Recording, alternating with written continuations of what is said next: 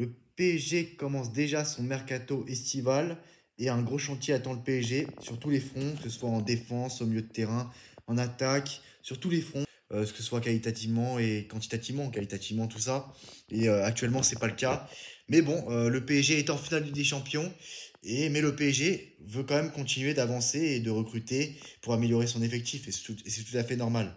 Alors le Paris Saint-Germain fonce vers un crack de Newcastle. Il ne s'agit rien d'autre que le Sandro Tonali. Alors en quête de renfort bien précis pour son effectif, le PSG pourrait trouver son bonheur à Newcastle. Trois profils collent parfaitement aux attentes de Luis Enrique. Alors Luis Enrique a déjà des idées bien arrêtées pour renforcer le Paris Saint-Germain cet été, alors que Doha est prêt à lui offrir une belle enveloppe pour façonner un effectif à son image. Le coach espagnol aura un œil attentif du côté de la Première Ligue.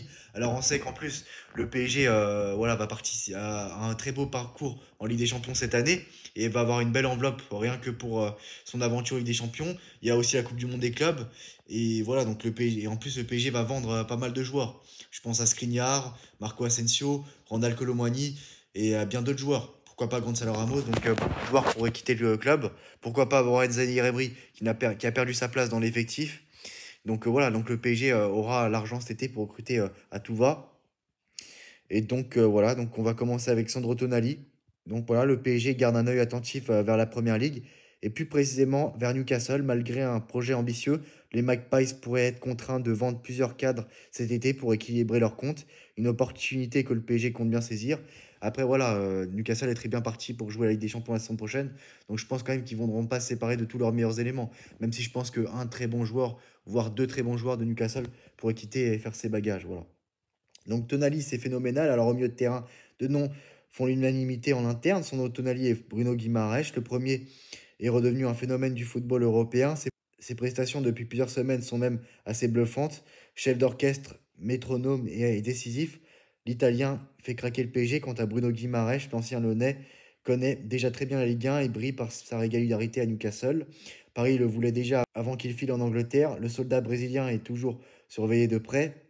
Mais ce n'est pas tout, le PSG s'intéresserait également à Alexander Isak, l'attaquant suédois de 25 ans, auteur d'une saison pleine en Angleterre avec sa vitesse, son sens du but et sa capacité à évoluer dans un rôle hybride dédié axial. Isak coche toutes les cases du jeu prôné par Luis Enrique. C'est lui qui n'aime pas vraiment les numéros 9 pourrait se laisser tenter par cet ovni offensif. Donc voilà, je pense que ça peut être une très bonne recrue.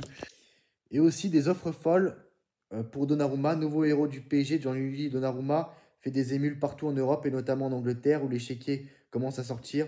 Donnarumma ne s'attendait certainement pas à une telle année 2025. Tout réussi au gardien de but italien au PSG. Ses performances sont devenues de véritables prouesses, notamment en Ligue des Champions. Redevenu l'un des meilleurs du monde à son poste, Donnarumma a clairement réveillé le marché des transferts. Outre les cadors italiens comme la Juventus et l'Inter Milan, le Parisien serait désormais la cible des clubs anglais. Le Manchester United, qui se cherche un nouveau rempart, aurait l'intention de frapper fort. Une offre de 60 millions d'euros serait en préparation. Pour rappel, Donnarumma n'a plus qu'un an de contrat et se retrouve maître de son destin. Mais au regard de ses dernières déclarations, il semble que Giorgio Donnarumma veuille rester au PSG avant tout. Donc voilà, Manchester United est prévenu. Et voilà, donc à vous de me dire en commentaire ce que vous pensez de tout ça. Et on se retrouve très prochainement vers une nouvelle vidéo, dans une nouvelle vidéo. Ciao!